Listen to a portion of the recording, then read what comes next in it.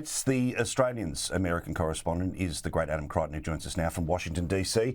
Adam, normally we're nice and jovial, but for obvious reasons this week we're not going to be. Let's talk about Joe Biden. He's just had plenty to say about what's been unfolding in Israel and Gaza in the past couple of days.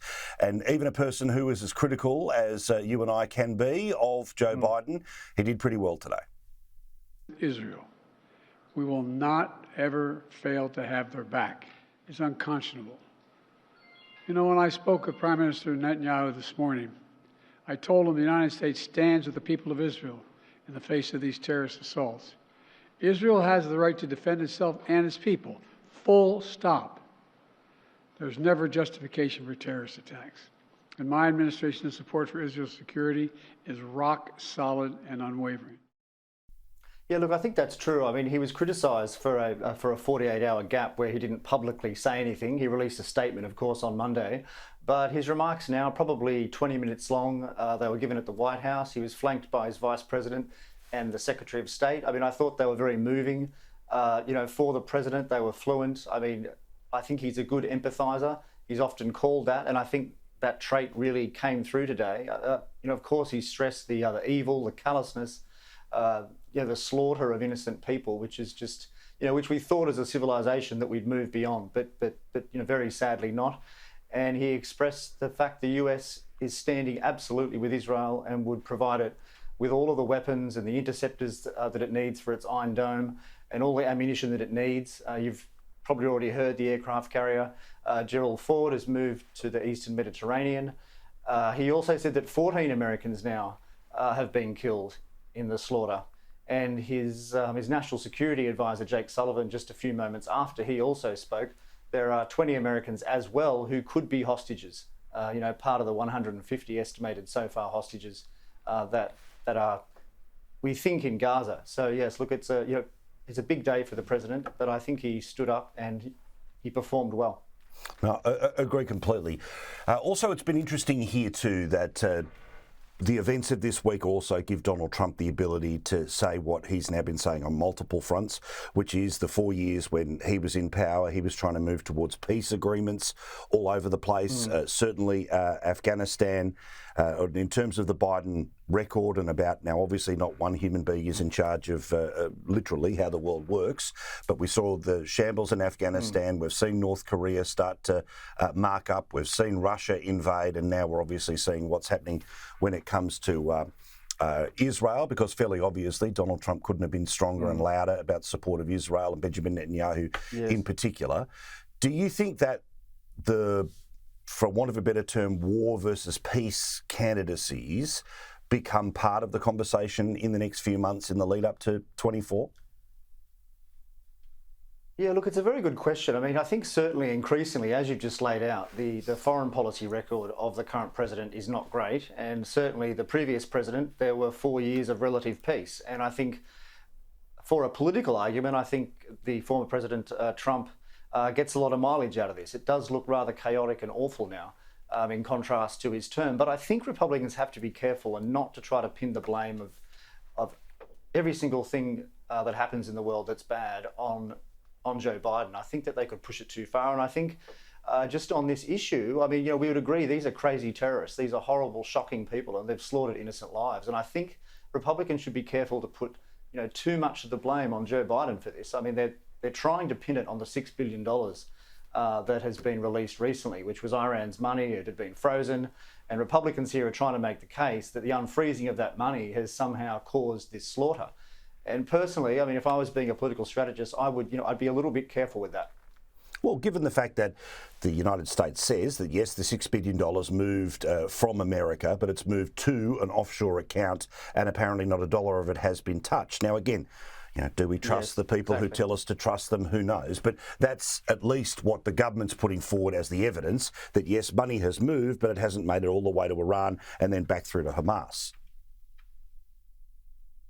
Yes, and also there's this question of the role of Iran here too. I mean, the National Security Advisor just a few moments ago, he said the US at this stage doesn't have any evidence that Tehran is behind or complicit in these attacks. I mean, of course, in general principle, they do support Hamas and they somewhat disgustingly cheered on the slaughter. But But so far, there is no evidence that they're directly behind it. I mean, they could be still, and of course, if that's ever discovered, then this whole situation could become much worse. And I think that is the great fear now. I think for foreign policy people is that this becomes more of a Middle Eastern war as opposed to just these shocking murders, really, which is what they kind of boil down to. The high stakes of the 2024 presidential election have seriously changed in the past 24 hours, as Robert Kennedy Jr. has said that he is going to run for president, but no longer doing it in the Democrat lane. He wants to make his own as an independent. Now, of course, independents, generally speaking, don't get anywhere near even winning one state, let alone winning the presidency. But. We have seen from everyone from Ross Perot to Jill Stein and many of others who are able to get 1%, 2%, 3% in certain states, and that flips them. So what do you think about the independent candidacy of Robert F. Kennedy?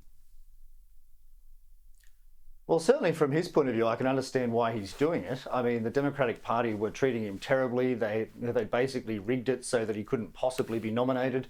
They had refused to have any debates, etc. So, I mean, I always expected from the start that ultimately he would go independent.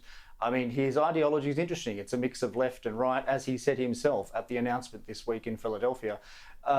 Most polls put him at between 10 and 20% of the national vote if he is an independent. That's kind of based on that question. And that's a lot. I mean, Ross Perot got 19%, I think, back in 1992. I think Jill Stein got 4 or 5%, and I think in both cases they throw a massive spanner in the works for the two major party candidates, and I think this will probably be the same again. I mean, it wouldn't surprise me at all if he gets around 20% ultimately, and we just don't know whether that's going to hurt the Democrats or the Republicans more. It's quite interesting to watch on social media the huge debate amongst various journalists and political strategists. Some saying he'll hurt Trump more, some saying he'll hurt Biden more, and I think the reality is they just don't know, because as I said earlier, he just has those elements of left and right, and it just depends what you want to emphasise as a voter. Well, a couple of things too about the strength of his candidacy right now is that you need 15% of the national vote to be able to qualify for a presidential debate. Now, whether there will be presidential debates, of course, we both know that Biden won't be doing them on the Dem side. Trump looks like he's not going to touch them on the Republican side. And because of the cluster of one of the debates last time, there's a chance they may not even look each other in the eye. But if they do, then if RFK's over 15%, he gets himself on the stage. And it doesn't matter how many polls that we've seen. One thing that has been relentless is that Americans call for another option other than Trump or Biden. And there are sizable parts of both of those bases that want to change but don't want to double down with the baggage of Trump or the baggage of Biden. And that's what's going to be fascinating to watch here. That's why, apart from his own message, is that there are people who want to be engaged, who want to be part of it, who are now going to have an off-ramp from having to defend Donald Trump in a courtroom or defend Joe Biden when he falls over. Yes, look, I think that's exactly right. I mean, there's been a series of polls here that have shown around 50% of Americans would consider voting for a third candidate. And look, I think if there's any election where a third candidate can do very well in all of US history, it's probably this one. I mean, as you point out, the prospect of a rematch between those two is something that drives most Americans insane, and probably a lot of journalists too. So I think he could make inroads. I mean, if there is a debate with the three of them, I mean, of course it would be extremely entertaining, but I think that Kennedy would do very well because he's extremely well read. He's very articulate. I mean, he would absolutely trounce Biden, and I think he'd perform very well against Trump as well. I think the big problem for Kennedy is going to be to actually get on the ballots ultimately in all of the states. I was just checking earlier, and to get on the ballot, say in California, you've got to get 1% signatures of all the registered voters. Now, that is a lot of signatures in a state with about 40 million people. And of course, all the states of the US, the Republicans and the Democrats over time have quite naturally made it extremely hard for independent candidates to get on the ballot. I mean, that's a deliberate tactic, obviously, and that's something that the Kennedy campaign is going to have to surmount. I mean, if he's going to be a serious challenger, he's going to have to get on the ballot in all 50 states, and that is a a great deal of logistical work there. Well, and we know that this is a multi-billion-dollar process, but he's raised $11 million since his announcement. So again, that might be able to buy, half an ad somewhere. But in terms of building and buying a machine, it's going to cost a lot more than that. We've got some data though. Interestingly, Ipsos is the most recent poll, and it came out this week before the announcement. But it gives you an idea to start to answer this question of who is it going to hurt more. Couple of facts here, right?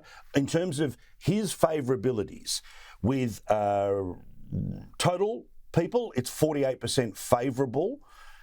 With Democrats, it's 40% favourable. With Republicans, it's 59% favourable. But most importantly, with independents, it's 47% favourable. In fact, when people were asked overall about who they would vote for between those three options, or not vote, or I don't know, Trump 33, Biden 31, Kennedy 14, 9 say they won't vote, and 13 people say don't know or refuse to answer.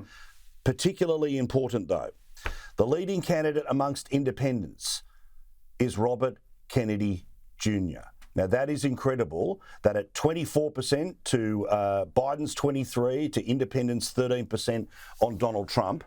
That gives you the idea here that while people want to talk constantly about, will Republicans flock to RFK, or will Biden flock? If independents in a sizable number, like a quarter of them, go to RFK, well, then that robs both Trump and Biden in all the different states and all the different little things where places like Pennsylvania that might be assumed to go to someone like Biden could now well end up being Trump just. Conversely, in places like Arizona where things were starting to move back towards Trump, if independents go like that, well, then Biden gets up just. That's what's fascinating to look at the deep data, particularly independents, because independents decide every American election. Yes.